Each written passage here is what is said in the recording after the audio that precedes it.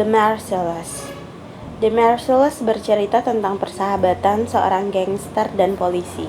Ketika dua orang sahabat yang harus saling membunuh karena pekerjaan mereka yang berlawanan.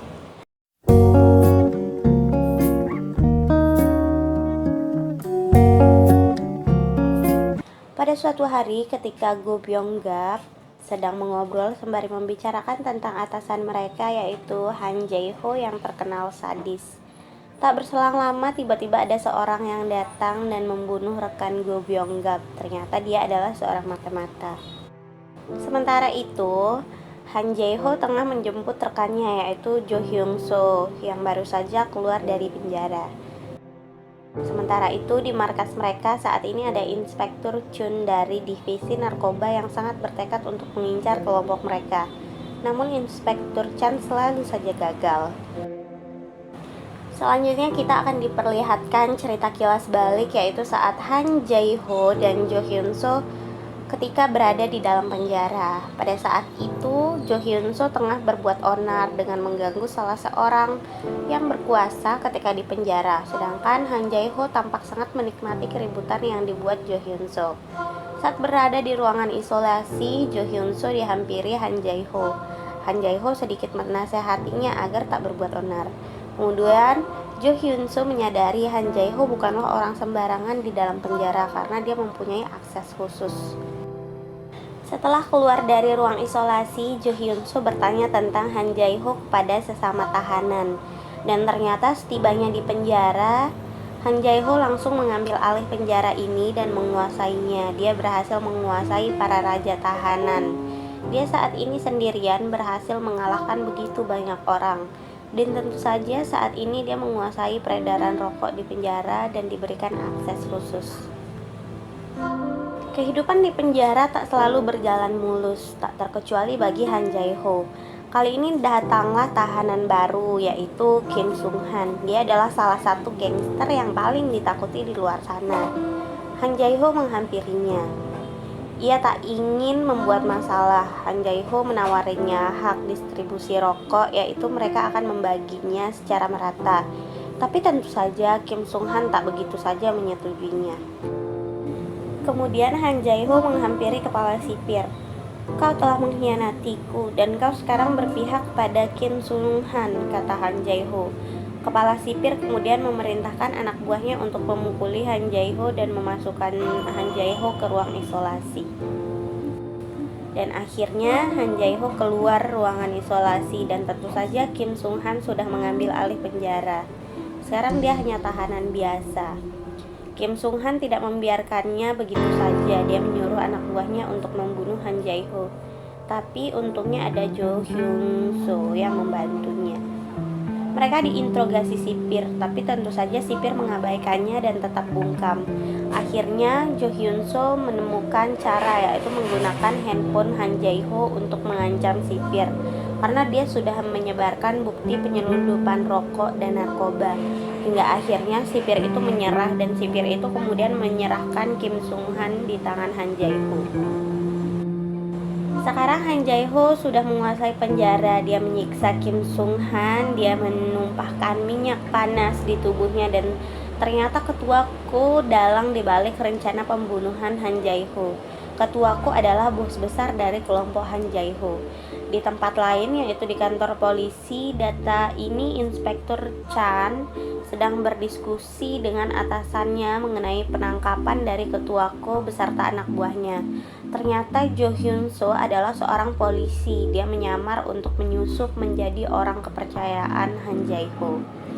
Sekarang Han Jae-ho dan Jo Hyun-soo menjadi sahabat. Mereka menjadi sangat dekat, namun Han Jae-ho menyuruh anak buahnya untuk menyelidiki identitas dari Jo Hyun-soo. Tiba-tiba datanglah berita buruk bagi Jo Hyun-soo. Ibunya meninggal. Ibunya ditabrak. Dia merasa ini bukanlah kasus tabrak lari biasa.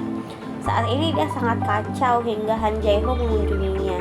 Dia mengamuk kepada Han Jae-ho, namun tentu saja untuk menenangkannya, Han Jae-ho malah sebaliknya memukulnya kembali hingga tak sadarkan diri.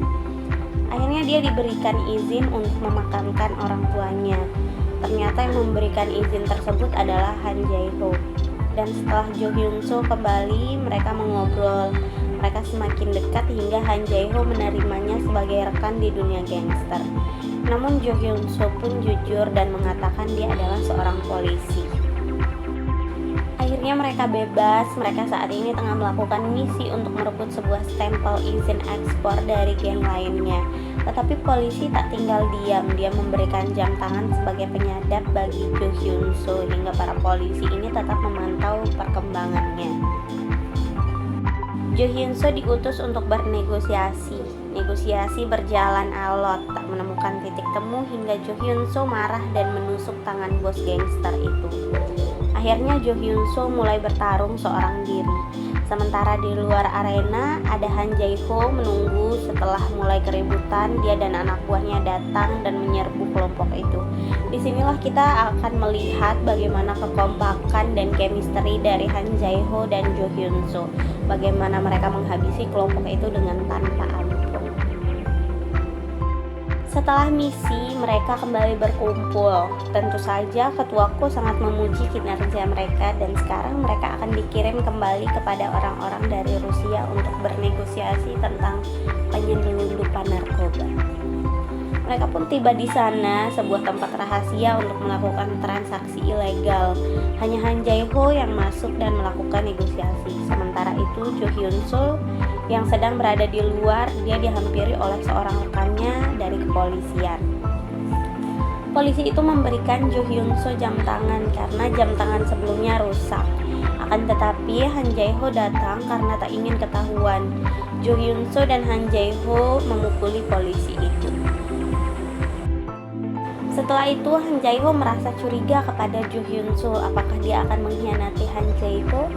Hingga Jo Hyun Soo merasa marah karena tidak pernah dipercaya seutuhnya. Han Jae Ho membawa Jo Hyun Soo ke markas pertamanya. Dia bercerita di tempat itulah dia memulai segalanya. Dia banyak bercerita tentang pengalamannya, tentang sudah berapa banyak orang-orang yang telah mengkhianatinya, sampai akhirnya mereka kembali tersenyum bersama dan saling mempercayai. Keesokan harinya, tuanku mempresentasikan narkoba jenis baru yang akan mereka edarkan dan meminta Han Jae Ho untuk mencari cara bagaimana caranya untuk mengecoh polisi karena narkoba kali ini sangatlah banyak, sebanyak 50 kg. Han Jae Ho bertemu Go Byung Gap. Go Byung Gap juga salah satu orang yang mengetahui Jo Hyun Soo adalah polisi. Dia bertanya kepada Han Jae Ho, bagaimana kita akan menyikapi Jo Hyun Soo? Apakah kau sudah benar-benar mempercayainya sebagai rekan? Tapi tentu saja Han Jae Ho punya rencananya sendiri. Saat ini Jo Hyun Soo sedang bersantai di sebuah pohon. Tiba-tiba dia diculik, dia diancam. Ternyata itu adalah sebuah tes kesetiaan dari kepolisian dan kemudian Jo Hyun Soo memberitahukan rencana penyelundupan dari kelompoknya dan meminta polisi bersiap. Akhirnya hari penyelundupan tiba. Mereka semua bersiap menuju lokasi. Begitu pula dengan polisi yang bersiap menangkapnya. Akhirnya mereka semua berkumpul. Polisian mengepung mereka. Para polisi mulai menggeledahnya. Para polisi sudah sangat percaya diri akan bisa menangkap mereka semua. Namun saat akan membuka isi dari kotak-kotak itu, ternyata isinya hanya mainan. Tampaknya para polisi kembali dikalahkan, dikelabui. Setelah itu barulah terjadi transaksi yang sesungguhnya. Ketuaku dan pihak Rusia pun sudah menerima uang dan narkoba itu. Setelah transaksi selesai, tiba-tiba Han Jae Ho dan anak buahnya menyerang. Tuanku dan para orang Rusia tewas. Sekarang resmi sudah Han Jae Ho adalah pemimpin dari gangster ini. Setelah itu, mengelabui polisi, Jo Hyun Soo meminta Han Jae Ho untuk menembaknya agar polisi itu tidak mencurigainya sebagai pengkhianat.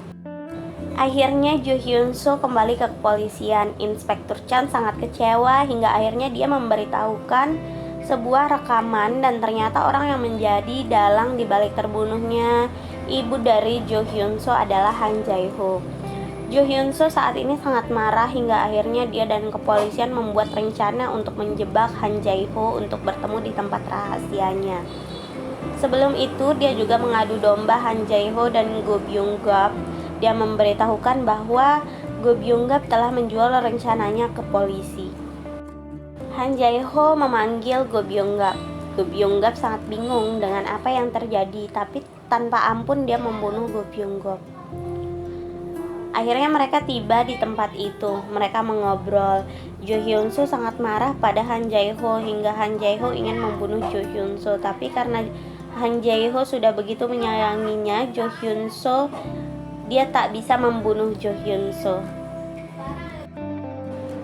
Para polisi mulai berdatangan untuk menangkap Han Jae-ho. Tapi tunggu dulu, tak semudah itu Han Jae-ho terlalu tangguh untuk mereka, hingga menyisakan Jo Hyun-soo. Saat keluar dari tempat itu, Inspektur Chan menabrak Han Jae-ho. Han Jae-ho kini tak berdaya dengan luka di sekujur tubuhnya. Inspektur Chan mencari bukti dan menemukan narkoba untuk menangkap Han Jae-ho. Tapi tiba-tiba datanglah Jo Hyun-soo. Sesuatu yang tak terduga terjadi. Dia membunuh Inspektur Chan. Nampaknya dia juga kesal dengan perlakuan Inspektur Chan selama ini. Han Jae-ho tertawa melihatnya, akan tetapi dia tak membiarkan pembunuh ibunya begitu saja bebas. Dia pun memutuskan membunuh Han Jae-ho, dan tersisalah Jo Hyun-soo. Itulah akhir dari film ini. Kalau teman-teman merasa menikmatinya, silahkan di subscribe dan tunggulah video selanjutnya. Terima kasih.